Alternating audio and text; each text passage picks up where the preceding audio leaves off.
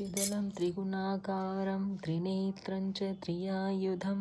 त्रिजन्मपापसंहारम् एकबिल्वं शिवार्पणं त्रिशाखै बिल्वपत्रै च अच्छित्तै कोमलै शुभै तव पूजां करिष्यामि एकबिल्वं शिवार्पणं कोटिकन्या महादानं तिलपर्वतकोटयः काञ्चनं शैलदानेन एकबिल्वं शिवार्पणं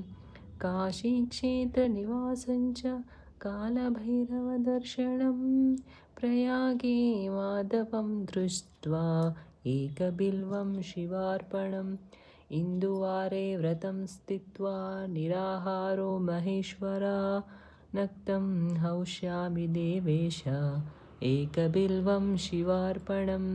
अखण्डबिल्वपत्रै च आयुतं शिवपूजनं कृतं सहस्रेण एकबिल्वं शिवार्पणम् उमया सह देवेश